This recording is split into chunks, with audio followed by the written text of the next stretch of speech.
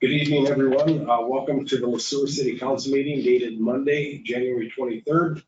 At this time, we'll call the meeting to order.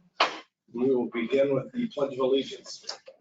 I pledge allegiance to the flag of the United States of America, to the republic for which it stands, one nation, under God, indivisible, with liberty and justice for all.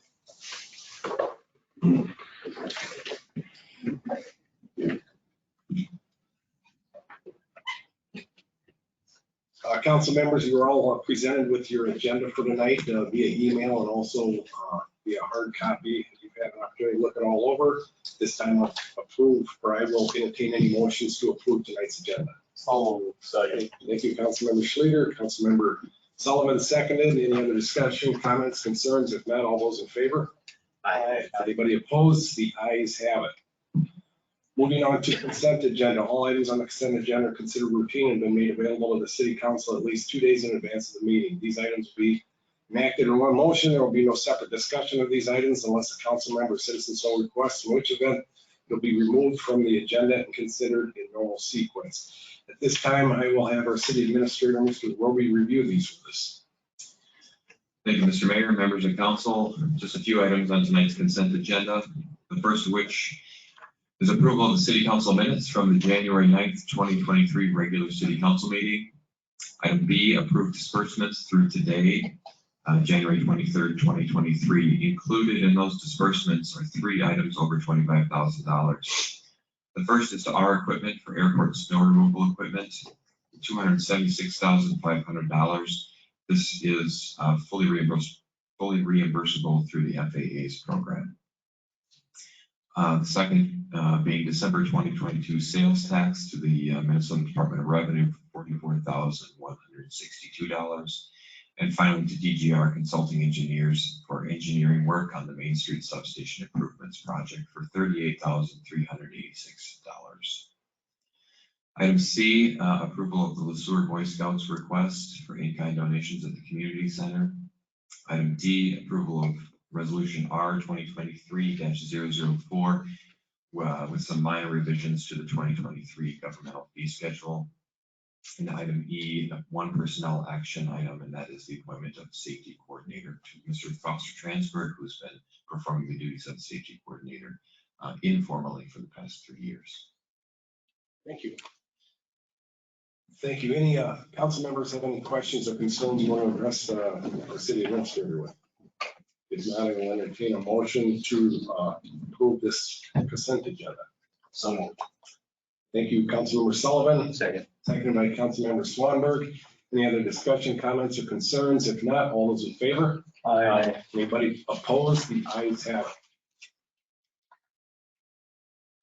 Moving on to our city administrator. Oh, we're going to move on to public comment. I'm sorry. Public comment provides an opportunity for the public to address the council on items that are not on the agenda. Comments will be limited to 5 minutes per person. Persons wishing to make a comment must sign up in advance on the sheet provided and provide us with your name and address. At this time, I believe we have a few. Thank you, Councilmembers Swanberg. We will begin with Brad. He's gone. He's gone. Okay, we will begin with Mr. Marty Milam and Nikki Smith. If you two want to address this together, that would be wonderful. Okay, hello, I'm Marty Milam, and I'm the owner of the bar and grill on 130 South Main Street.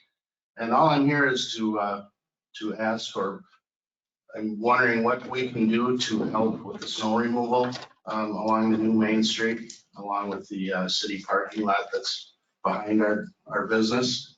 I'm a landlord also, so I have 4 tenants living up above that they're a little unclear on where to park. So I'm just here to hear what can we tell them, where to go, what can we do to help out. And I guess I would ask that if the city can help us out by removing the snow earlier in the morning so that they do have some parking available for them. You know, if they would just maybe look into, I guess, changing up the way that they're doing it, because right now it's not working real well for everybody to get the snow removed and vehicles parked. So. And to back up on a little bit of the history, I was visiting with Mr. Milam and Mr. Smith out in the hallway before the meeting started. I believe there were some signs that prohibited some parking in that area before the road construction, if I'm not mistaken, and they haven't been replaced. So it makes it difficult for the plowing, no doubt, on Main Street with a lot of cars parked down there. And it just creates problems once the cars are moved. So we understand that, we hear you. There's going to have to be some changes made. And we understand the importance of the urgency of your businesses, especially in downtown, that snow plowing gets addressed early. So, Mr. Smith, anything you'd like to add? Well, we're the same thing. Marty's in there, and we have all our tenants parking in the parking lot next to Doc Soggin's right now, which is all good. It's just to get cleaned up, early. Because now if Luke's open at 6, got a lot more traffic, people parking, then it's hard for Mark to clean up. So I think if we get that Main Street cleaned up and Ferry Street, things will be good. We just got to get started early. Thank you, Mickey. This is a regular agenda item for tonight, and we've had some changes with that agenda item. I would invite you gentlemen to stick around and be a part of this discussion when we do talk about that in the next 15 to 20 minutes. So, okay. Okay. Thank you. And if we ask for any input, then we'd invite you back up. Thank you. Moving on to the city administrator's report, Mr. Rogan. Thank you, Mr. Mayor, members of council. Just a few items tonight I want to update the council on. Tomorrow afternoon at 2 p.m., the Mayor's Community Center Task Force will reconvene for the first time since late 2021. In the Merrick Room, looking forward to that. Bolton & Mank and JLG Architects, formerly known as 292 Design Group. The city's been working with both of those firms on the Recreation Facilities Master Plan, which was kicked off in late 2022 to discuss the future of the community center. So those task force members who were involved previously have been invited back for an update. The study is going along well. The month of February is going to be a lot of final preparations on design for some ideas that would come before council.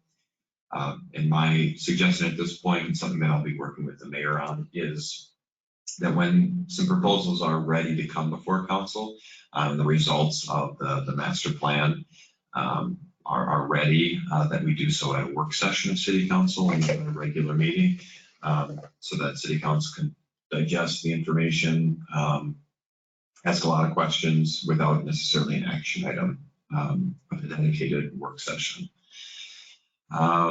Last week, it was the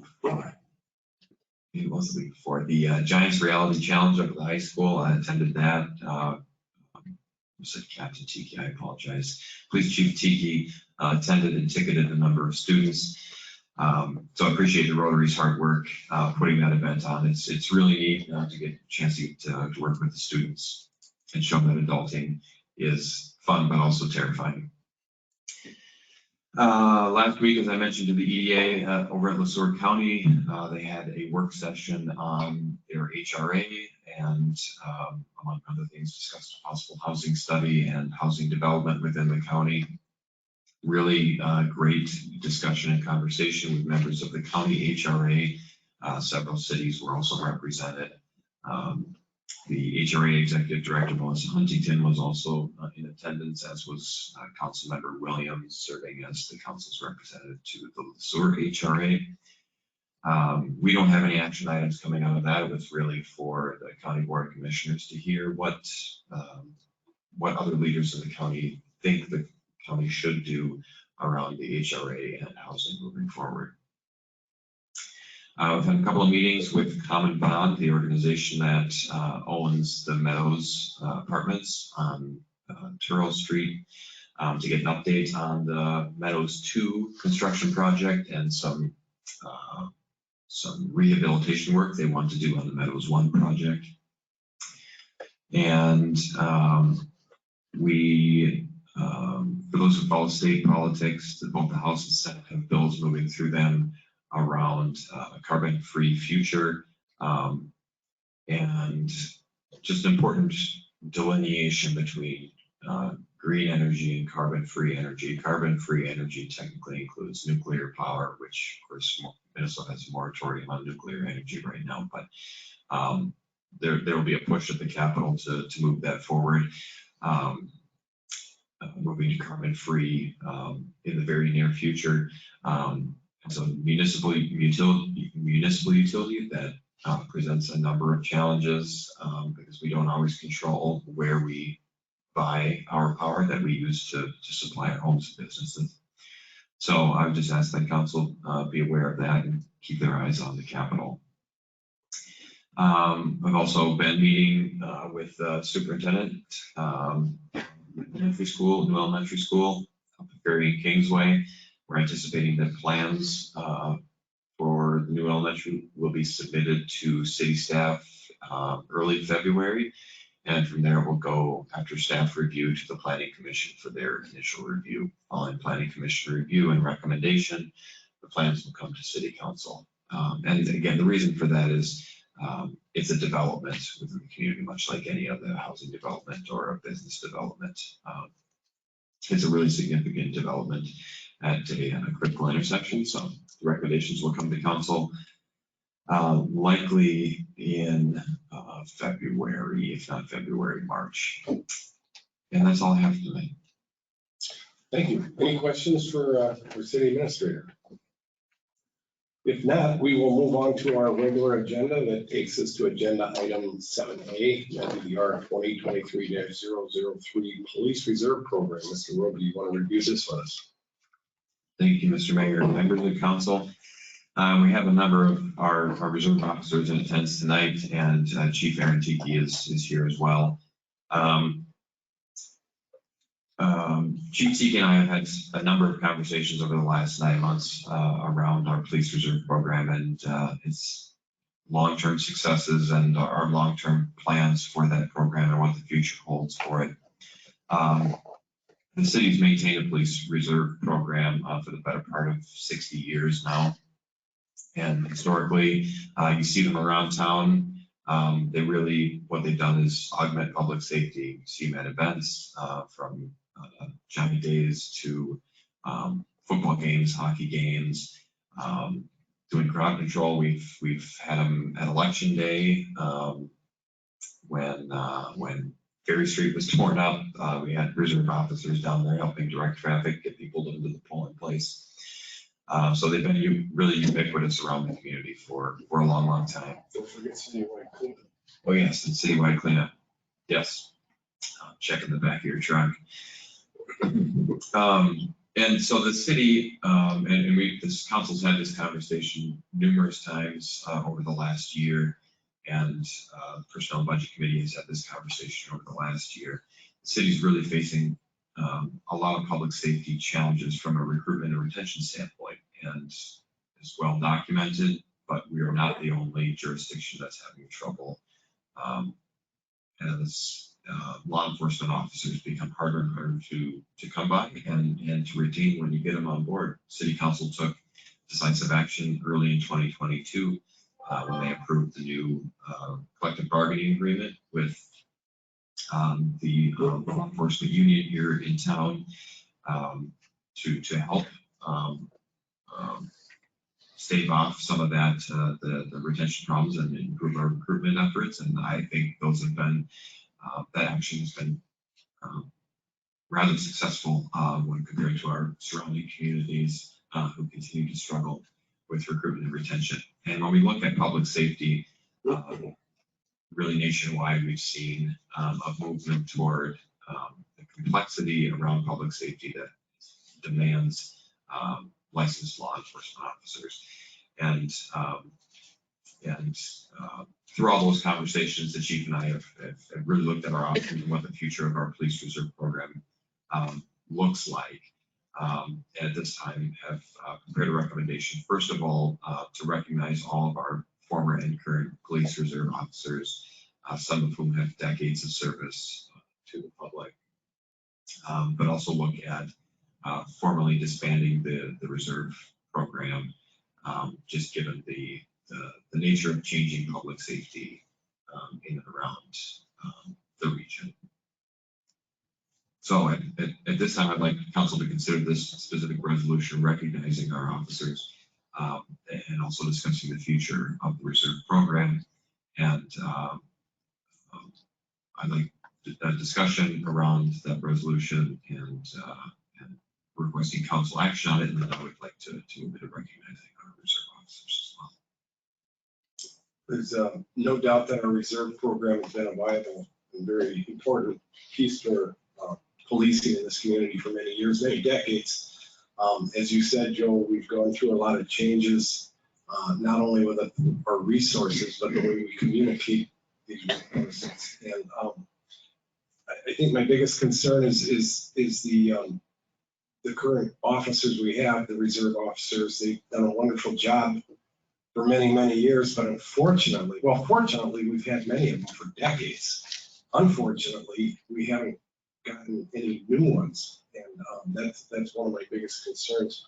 I would ask that if anybody has any other comments towards this, I would entertain the motion to go ahead, Mr. Schleter. I do have some questions, some concerns. I have had conversations with Administrator Roby and Chief Tiki today. My biggest concern on the comments that I've gotten back is our emergency operations plan. We're supposed to update that, what, every 2 years, and it's been how long now? It was last updated in 2011. So we do need to bring that in front of the council very soon. I just want to make sure that there isn't something in our emergency operations plan that would require these dedicated people. And I'd be more comfortable if we update that first before we disband. That's my concern after my 2 discussions today. Anybody else? Mr. Sullivan, you look like you had some earlier. No, I was just trying to process what Councilmember Slater had said, just trying to wrap my head around what would be an emergency operations plan that, I mean, obviously I understand that there's a role that they play, right? But just moving into the future, I think we'd be better off to disband before rewriting that or revising the operations plan, if that's the intent that we're gonna move forward with. So the sole fact that then you build your plan without that being a part of it. So I'll speak to, the current plan, and the reason that I suggested to previous city administrator Krubo that we include an action item in the council goals for this year in 2022 to 2023 to bring the emergency operations plan back to city council because it's been such a long time. It needs to be revamped, and zoning administrator and emergency manager Nielsen and I have had a number of conversations around that, what it looks like going forward. And the reality is with that plan, a lot of things are going to have to change. Back in 2011, our fire department right now is better trained in emergency planning than it's and preparation that's ever been. The ambulance, which was owned by the city at that time, played a really significant role in the emergency operations plan back in 2011. Of course, we no longer have them to have a role in that plan or as clear a role that we can direct in the plan moving forward. And the involvement from ancillary organizations has really changed even in the last 10 years. Even 20, 30, 40, 50 years ago, the city of Sueur didn't have an emergency plan. Sueur County didn't have an emergency management department. Other organizations that we are currently working with around emergency preparedness, such as us, South Central Healthcare Coalition, which we're very involved with now, those organizations simply didn't exist. So from a coordination of efforts and an acquisition of resources, should we need them, we're much better situated now than we were certainly 10 years ago and before that as well. And there is a role to your comment about the current plan. There is a role. Reserve officers are specifically called out in the current plan regarding neighborhood evacuations. Right. Um, No, and that's why I was acknowledging, I understood there was a Yeah. role, but in my mind, it would make sense to revise that plan after the dissolution of the agency, if that's the way we proceed. That's my opinion. Thank you. I agree. Would you like this in 2 motions or 1? I would prefer one motion. It's structured to accept one right now. Do you want to make the motion or shall I? I will make that Okay, motion, thank you. that we formally recognize the police reserve officers and formally disband the police reserve program. Thank you, Councilmember Swanberg. Anybody want to second? Mr. Sullivan, seconded. Any other discussion, comments, or concerns? I am in favor of the motion. Okay. So with that, all those in favor? Aye. Anybody opposed? I, Okay, 3 ayes and 1 nay for Mr. Schleter. Moving on, We do the recognition. we're going to do recognition now. If we can. Okay, very good. I asked Chief Tiki to come up to the podium. And he's got some things to share. Again, we do have a number of our reserve officers present tonight. Again, I want to recognize this group of people that have worked tirelessly for decades, volunteering their time, taking time out of their weekends, their evenings, their free time to come and volunteer and work with the Sueur Police Department. I value the relationships that I've been able to develop with these people, and the work I've got to do with them, and I will sincerely miss that working with the reserves. It has been a very enjoyable thing. Public safety is ever evolving, and we need to evolve with it, and it has been challenging to do that. And tough decisions have to be made in order to do that. There's no doubt about it. This was not something that we did on a whim or didn't consider other avenues to maintain this unit. But unfortunately, in the climate that we're in, as public safety evolves, we just couldn't see a way around it without finding more people from a younger generation that are willing to put in the time and effort and dedication that these people before us have given over decades of their service. So at this time, I'll just kind of go through each one and give their number of years of service. We have a plaque to present them. I also have a patch and a badge I'm going to present to each one. Chief Tiki, I would like it if you would present all those, you name them, we'll call them up, and the rest of us councils would like to step up there with you and shake. Absolutely. So our longest serving member currently is Darvin Wicks. He has served for 48 years. Keith Lammers, Chopper, he's been on the reserve for 28 years. Wesley Carrolls, 25 years. Bill Ingersoll is here. He's been a reserve member for 22 years. Come on up, Bill.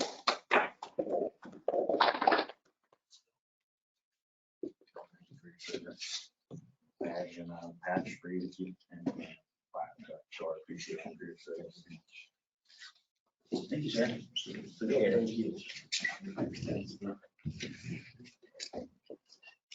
Next, we have Bill Ulrich, who not only was a reserve member for 22 years, but he also served as the reserve commander as well.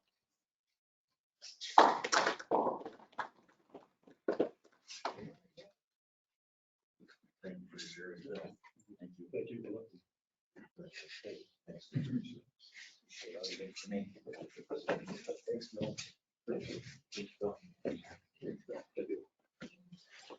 Next, we have Chastity Jones. She's been a reserve for 18 years. I think her and I started our public safety career in Sueur almost at the identical time.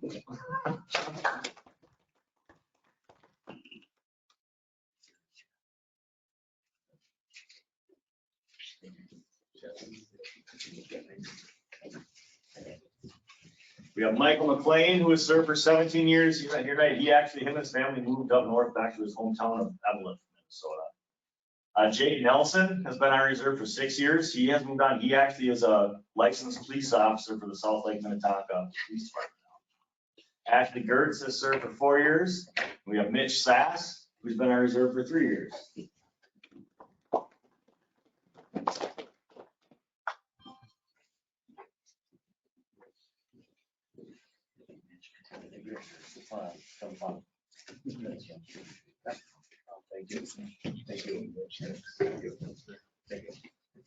you. Actually, oh, excuse me, Cody Weiss, he's been on our reserves for 2 years, and then the last member who was here tonight is Isaiah Lee, has been serving for 2 years.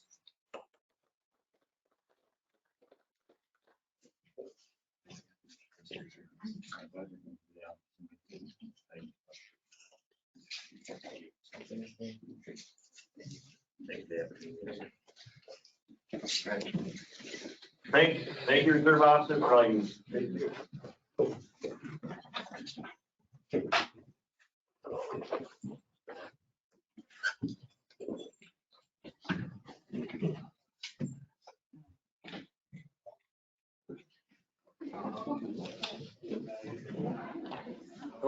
I want to thank our police tonight, our auxiliary, and I want to thank you again for everything you've done for the community. So it's been important. We've had this reserve program for many years, and we're still looking for your help in the community. Thank you. Moving on to item R 2023-005, the downtown parking restrictions. Mr. Rowe, do you want to go over that with us? I would. Thank you, Mr. Mayor, members of council. So we had a lot of activity over the last few years in our downtown, which I don't need to tell the two gentlemen who are sitting out here. They lived it. So there are 2 separate projects involving the map that you see on the screen in your packet, sections of North and South Main Street and Ferry Street. And following the culmination of both of those projects, the reopening of the 100 block of South Main Street after several decades of closure, and the material completion of South 36. There is some material completion. It's usable right now, but once the snow comes off, we'll be able to put a second layer. This is the final lift on South 36 and do all the finishes. But following that, we recognized there was some conversations that needed to be had and some work that needed to be done around parking because our parking situation changed materially. One of the things that's not included in the parking discussion necessarily, but I do want to call attention to is the mall parking lot itself, which prior to these projects was a city-owned public parking lot. As part of the deal to rehab the mall, the parking lot itself was sold to the mall developer. So that's no longer technically a public parking lot. It's owned and operated and maintained by the owner of the mall. So following some feedback we received from businesses in early 2022, we worked with the city engineer to conduct a parking study, and specifically at the 100 block of South Main Street, just to see how long are people parking down there, how thoroughly is it being utilized, things like that. And the results of that study are included in the agenda packet for tonight. And one of the things that was mentioned in public comment that we wanted to try to address as part of a parking related action for the council to consider is snow removal, and ensuring that we can get access to everywhere we need to gain access following snowfall, so our public works operators can remove snow from the area. And so what was sent initially was as part of the agenda packet was essentially the same map, with the exception of the northern side of Ferry Street between Main and 2nd. So historically, the northern side of Ferry in that stretch, basically alongside the mall, has been a no parking zone. And it's likely been that way for years. It was at one point painted yellow. I think the paint wore off. Then during the Main Street project, that area just adjacent to the mall itself, the southern edge of the mall, was temporarily made a parking zone. It's been that way for a little over a year now. We went back today and looked with the engineer at the original bid documents and the traffic flow map that was done for Ferry Street between Main Street and 2nd Street, and realized that from a traffic flow standpoint, we can't justify completely disallowing parking along the north side of Ferry Street between 2nd and Main. That there is room for probably 4 to 5 vehicles along that stretch across from the front entrance to the library. The benefit here is that it would augment the public parking situation by a handful of cars. And so that's the resolution that's in front of you. What it specifically does is it disallows parking everywhere that's highlighted red here between 2 a.m. and 6 a.m. The goal here really being twofold. One is to ensure that we don't have cars parking for days on end in what is supposed to be public parking for business, for the public, for visitors and those who are visiting businesses downtown, but also to allow us adequate time to do that snow removal before 6 a.m. To make sure that we've got the operators have a clear path as they move through and move snow out of that area. So what this resolution would effectively do is disallow parking between 2 a.m. and 6 a.m. between Smith Street on Main on the southern edge to Swan Street on the north edge, which is just at the intersection of Rademacher's parking lot and Mother's Louise Park, and also disallow parking between 2 a.m. and 6 a.m. on the southern edge of Ferry Street from the westerly edges of the First Farmers parking lot to 2nd Street. Council did enact resolution R 2021-039 back in 2021 to disallow parking along the Green Mill between 2 a.m. and 8 a.m. So that's already a no parking zone between 2 and 8. We just like to keep it at 2 a.m. and 6 a.m. for the rest of that stretch of Ferry Street. Mr. Roby, I got a couple quick questions. What time does most snow plowing start? So we've had heavy snowfall. It depends, but the crews will come in anytime, typically 4 a.m., 4 to 5 a.m., and start to hit targeted areas around the city. And my next question is, when you mentioned targeted areas, what seems to be the higher priorities with the city? What would it be our businesses? Would it be the schools? Right. It really has to do with traffic. So areas that are heavily trafficked would be hit first. So we look at streets, we look at arterials, major arterials, opening up those roads that are going to see a lot of traffic. And then eventually, once those arterials have been opened up, then the crews would move on to other areas of the community. So if you look at Plum Run, for example, would be somewhat of an arterial. Plum Run and Coventry, Outer Drive, Ferry, Elmwood, to really get traffic on those main stretches open first. So Main Street is certainly one of those. Once those areas those high priority areas are opened up, would businesses come pretty close after that? I mean, is it safe to assume that most of the time we can get Main Street opened up by 8 in the morning, 7:30, 8 in the morning? Or does it usually open? It would depend on when the snowfall occurs, because there are times when if the snow starts at 2 a.m., we might not, when the public works manager sends the plows out will depend on how much snow has fallen, what time the snow has started. So it just seems it will depend. It just seems to me that a lot of the problems we have down on Main Street are a result of maybe not having a higher priority. Or am I wrong? Tell me if I'm wrong. No, I don't, I think right now, part of the problem is there are cars parked there. And wherever there's a car parked, they can't get through, the snow's not gonna be cleared curb to curb. And then they come back later after that car's moved and hit it again, or is it pretty? It will depend, it won't be immediately.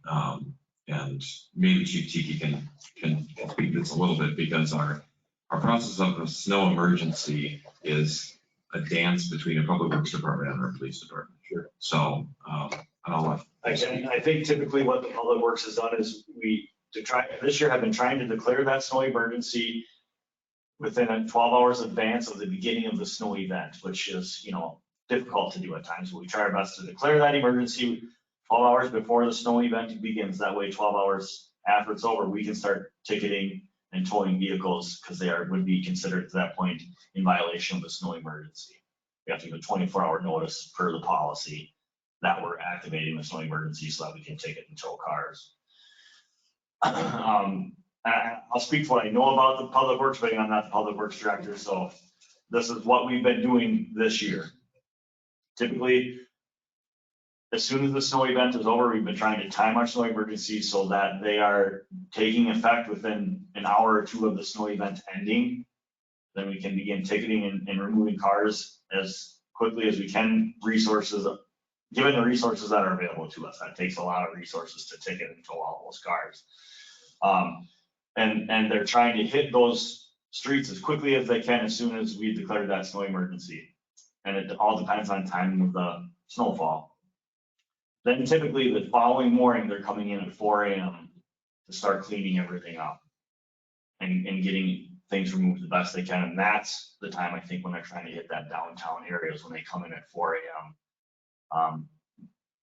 Pending that the main veins have been opened up, the Hills, Ferry Street, 4th Street, Bridge, Ferry, Main Street, they're coming back and trying to hit those downtown areas before they fill with cars. But some of that traffic begins quite early, and they're struggling, I think, to get that all cleaned up before the commercial traffic ends up back on the street. And it's been cumbersome for us to enforce the snow emergency sometimes, because the way we enforce it is everything needs to be off the street until the street's plowed curb to curb. Well, we have people that, the plows will make their initial pass, they're off there, but it's still snowing. And then they go right back on the street and park again, even though we still get another dusting of snow on top of that. And then the plow goes around their vehicle. And now we have another vehicle that's plowed around. That's technically in violation of the snow emergency. But if we took care of every offender that did that, we'd be towing 100 cars per snow event, which we just can't do. But that's what I've been seeing is we have the snow event, they try to get their initial plow of the entire city done, and typically they'll come back at 4 a.m. the next morning to clean everything else up. And that's when they're trying to hit this commercial district right here. So if we can enforce this 2 a.m. to 6 a.m. parking year round and get everybody in the habit of never parking it before 6 a.m., I think it's going to give them an edge. And they probably would prioritize that area, I'm assuming, to get it done before, the 6 a.m. rush starts at Oops and everything else downtown. Thank you. I just think it's important that public knows, and if you're listening, listen loud, because when there's a snow emergency, that does include downtown Sueur. It's important to get your cars off the street and out of the parking lot downtown so they can get that all opened up. So, thank you, Chief Tiki. Any other questions? Marty, back to your question, and maybe I should know this, I apologize, but behind the 2 bars and the bank, what is bar owned, bank owned, city owned as far as parking? So directly behind the bar between them what I own is just the small area right immediately behind the bar. The larger parking lot is a combination of city owned and also owned by First Farmers and Merchants. I can put it up to here, you can see it's kind of. So First Farmers and Merchants owns this spot right here. This little one. This little one, yeah. And then the city owns this spot right here. Right, this spot right here. And and then it goes back to First Farmers and Merchants, And they all balance. the rest of the lot. Rest of the lot. And you have 4 separate units above the barn Correct. with how many vehicles? Well, And I know that, I think each person each has one for the most part, but the Green Mill also has tenants above theirs. They have, I believe, 2 apartments. Both, and they're full. I don't know how many vehicles they Yeah, have. you know, Yeah, so our understanding is the city has taken over the responsibility of cleaning that entire parking area. First Farmers and the city portion of that, with the assumption that what I've been told is the city is gonna take that over next year as being their property. so the question is, in a snow emergency, where the heck do those tenants park? That's what we're here to discuss. Where can we go to park? So, So, and we've actually put this out on our social media. The 2 municipal lots that we have left that we promote for people parking during the snow emergency would be the municipal lot near the Pizza Ranch and Chabelita's Restaurant and the laundromat in that area. That's still a municipal parking lot. Okay. And then the library parking lot is a municipal parking lot. So we, during the snow emergencies, we're allowing 24-hour parking in those 2 lots. It used to be in the mall lot there, but that was turned over to a private entity when it became.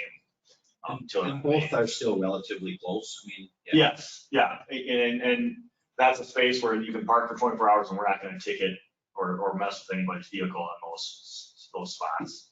That way, they have ample off-street parking and we can still address the plowing needs. Perfect, thank you.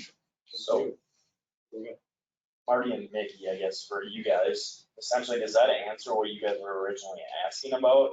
Or is there more of an issue that we need to?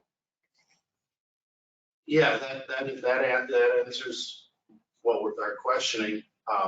But I think for a suggestion, it would be, you know, I would suggest that the city get down there sooner than they have been, with the Canopy Group and all of their parking that they have, along with the deliveries that come in for Luke's, for myself, the food trucks, the beer trucks, I mean, it starts at 7 a.m. And they're not down there yet. So I've pulled a beer truck that has gone down around behind First Farmers and tried to turn around at 8 o'clock in the morning. And it's just, you know, that they haven't been there yet. And I understand this is an unusual year, but my suggestion would be is, you know, please try and focus on the area shaded red. And then, you know, if the city is taking over that parking lot behind the Green Mill and the bar, that First Farmer stuff, that gets hit, you know, relatively soon to open up those areas so that those people can park there then and be out of the way so that the guys can continue to do their job without having, you know, to go around so many vehicles. Thank you, Marty. How many tenants do you have above Wiseman? How many units? We have 3 units. 3 units, okay. One is empty. Dana uses it for an office. The other 2, she lives in one, her and Ron. And another couple live And primarily they use the parking lot. next to Doc Saga. Yeah. Most of the renters on our end go to Doc Saga's parking lot. And that's owned by him? No, so if it's parking lot, Might be municipal, but I would have to look for that. I don't know about that, but we've been doing that for years. Having all It's the, city owned. as many of the tenants, even above Canopy and. Yep. Right on down the block, get them in there. That's their spot. So we can try to keep Main Street open. So Makes the sense. city can come down and plow it. Thank you. Anybody else? One final question. Yes. I guess actually it's a 2-part. There's a section that's 2 a.m. to 8 a.m., correct, that we enacted, was it last year? Is there gonna be confusion around the 6 and the 8 o'clock hours? Aaron, do you foresee that being an issue? The compliance with that, those posted signs has been very good. Okay.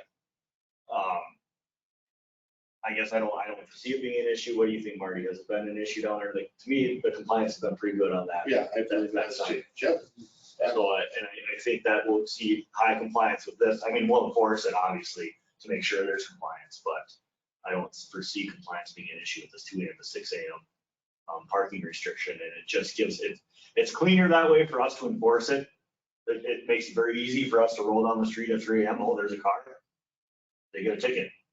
Chief, would it make more sense to make it all 2 to 6 instead of that little 2 to 8 stretch? And that's what I was wondering, is there gonna be confusion? You know, for the sake of continuity, it might be, but I would probably consult with Rich Gutierrez and Scott Schrader before making that decision to see if there's a reason why they're asking for that 8 AM timeframe on that, just before you made a decision on that, and in case they have a specific reason why they want that to go till 8.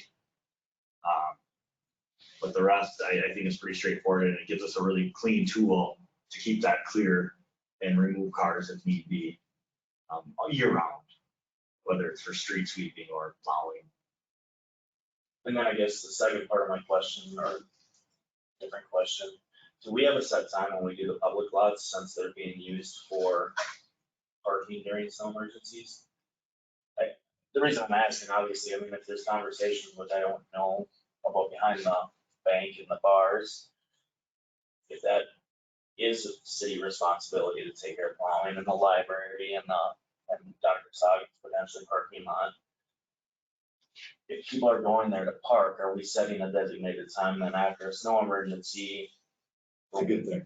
Yeah, right, are we allotting time for us to do the city job and get that taken care of? I can't speak to a timeline specifically for those municipal lots, other than, I would say they're not a priority for principally the library and, called the Pizza Ranch parking lot, and the library parking lot being the library parking lot extending into Doc Scoggins, which is, city owns that lot from Main Street to Second Street. And the Pizza Ranch lot. The area behind the bar is interesting for a lot of ways. I mean, one, there is a street sign back there. If you go down to the very end to do like the bank drive through, it's West Side Drive. So West Side Drive runs from, I mean, it's effectively serves as the alley, kind of an alley behind Anderson Scubit's running to the south up to the gravel alleyway behind Canopy Group. So there's West Side Drive, which is kind of a street, kind of an alley. And then the parking lot, which, you know, as Chief Tiki pointed out, the city owns, you know, maybe 20% of that, and First Farmers owns the balance of it. And there have been conversations over the years around what the future of that looks like. It's used for public parking. It's you know, it's probably used more for public parking now than it was prior to Main Street being opened, because now you can park there and you can more easily access the mall, the businesses in the mall. So I can't speak to what the timeframe priority looks like for that space behind the bar and the bank versus the library. And I guess the only reason I bring it up is if we're restricting parking in a certain area and designating those as parking areas in a snow emergency, right?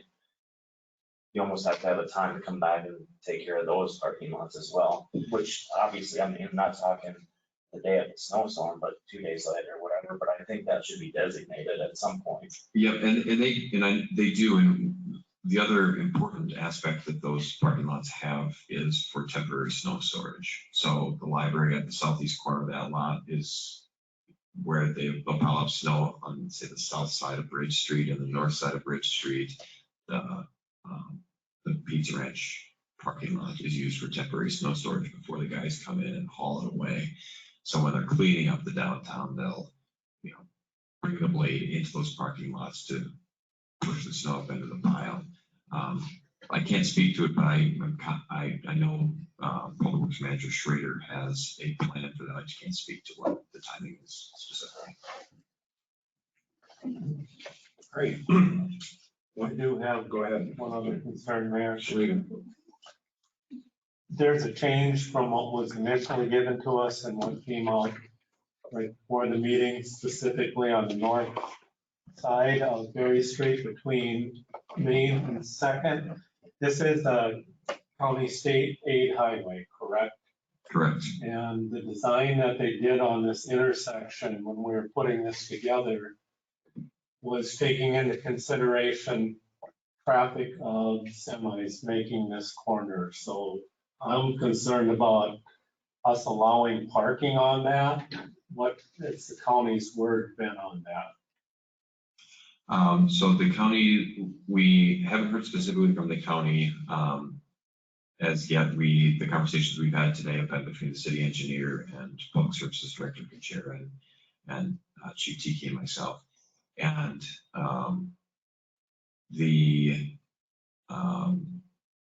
we're looking at it from two different angles. One is we do have the engineered renderings of traffic patterns, drive patterns of trucks turning onto and off of Ferry Street between Main and Second Street.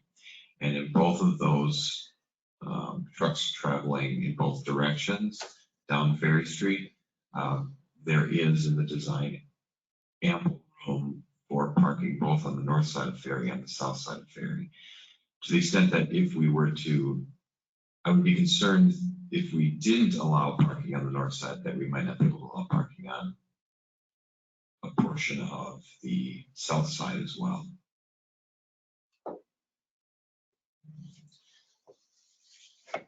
Any other questions, comments? Otherwise, I would entertain a motion that we accept resolution R 2023-005, restricted downtown overnight parking. So moved. Thank you, Councilmember Sullivan. Second. Thank you, Councilmember Swanberg. Any other discussion, comments, concerns? Like I said, I'm still a little concerned with hearing from the county whether the design is actually going to be adequate for semis going through there, especially in the winter time because it's narrowing the road. And Have you noticed anything, Mick? The 2 to 6 thing is gonna be no parking now on Main Street, Ferry Street. Once we vote on that, we'll. Well, and With the semi-traffic, though, you noticed, semi-traffic they're is, struggling to make that turn. they do have a hard time to make that turn once people get parked.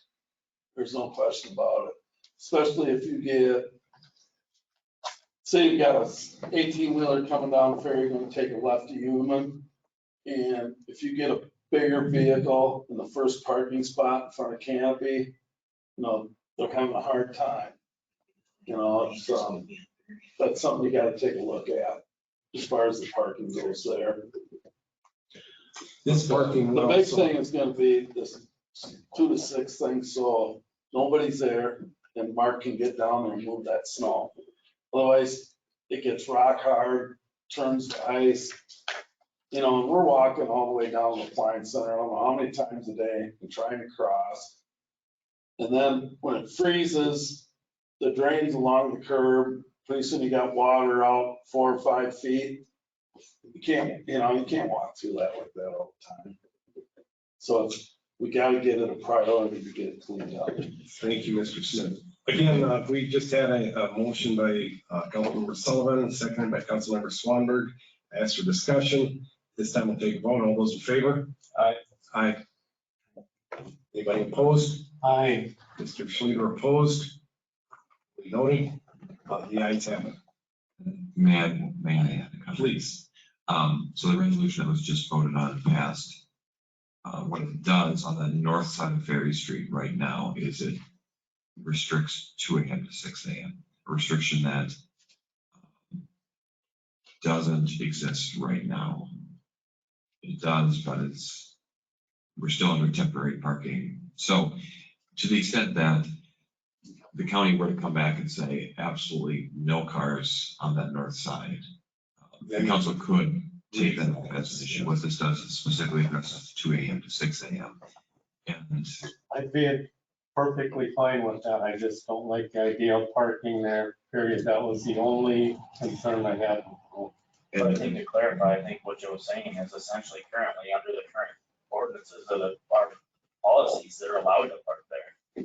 All this is doing is restricting it between 2 and 6. That's all this resolution does. so the county, both the county and the city at the time of the Main Street reconnection project allowed, we got the county engineer approval, verbal approval to allow parking on the north side of Ferry Street during the project. The feedback that we've gotten from county, from drivers is we haven't had any issues there. Material issues that, for example, we don't already have on Bridge Street between Main Street and Second Street with cars parked on the street.